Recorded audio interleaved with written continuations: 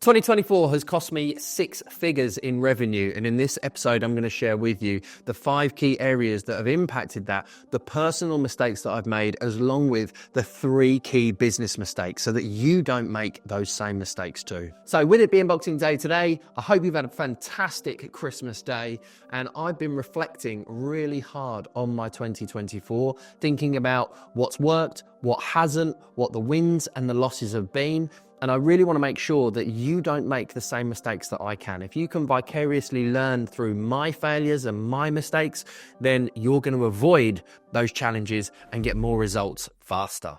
Number 1, you may or may not know that in February 2020, I ripped my bicep clean off doing my new hobby of gymnastics and calisthenics. I was stretching, did it too quickly, and like an elastic band, my bicep tendon snapped on a Sunday early in February. Luckily, my physio works at the local hospital and I was able to get an operation within about 4 days. But the biggest challenge was your personal circumstances and situation can often get in the way of your plans, your business growth, your business development. But my advice to you is no matter what's happening to you currently, or whatever happens to you in the future of 2025, control the controllables. I put all my brain power and brain space into learning about how to recover quickly from a bicep tear, because I know that if I can solve my personal situations, I can bring more energy and effort into business. But that learning, that implementation, that brain space was on personal, not on business. You may not hit the leads, sales,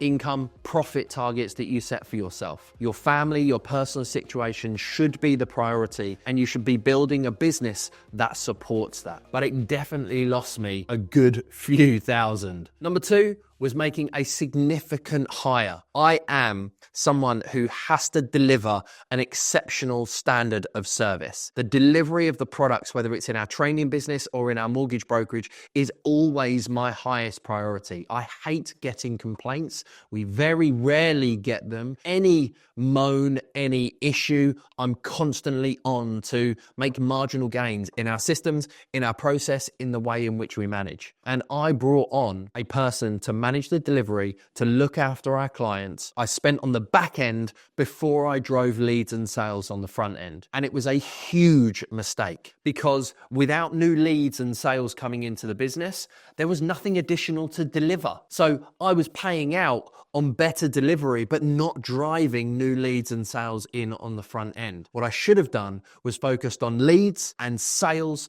and then brought in the administration afterwards. Number 3 has been systemising success. My whole summary for the year sits underneath that umbrella.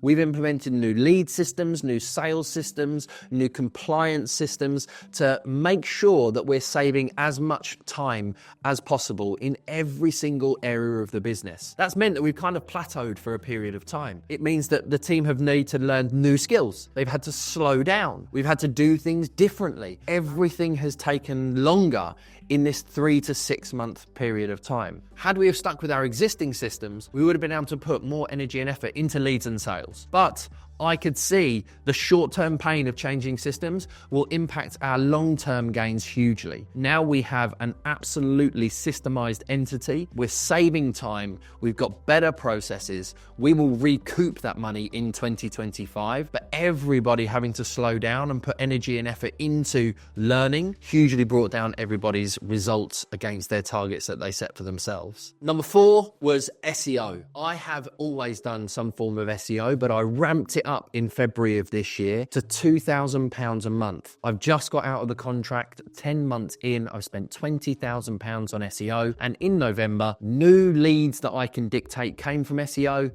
were 2. Imagine paying £1,000 per mortgage lead into your business. All of the other leads that we generated came from campaigns that were already working, website pages that were already working, introducers, emails, my personal brand, public speaking. So while an SEO company sells you the dream on being able to get you to page 1, on the campaign being absolutely exceptional, on the website performance being much, much higher, you have to know your data. SEO companies will sell you the dream, but it doesn't mean that they're going to be able to deliver on their promises, no matter how well the campaign does. That's cost me easily £20,000. Number 5, complacency. I spent over 9 months not selling. And that's because I was focusing on my bicep. We were improving our systems and our back end, our delivery. I brought an operations person in to manage that part of the delivery. I wasted money on marketing campaigns that haven't worked, but I had a consistent income. My self-employed advisors give me a guaranteed income into the business, a turnover and a profit every single month. My coaching business, having sold a program that was from September 23 till September 24, gave me a level of turnover and income that was predictable for that 12-month period. So I took my eye off the ball. I was complacent with where we were.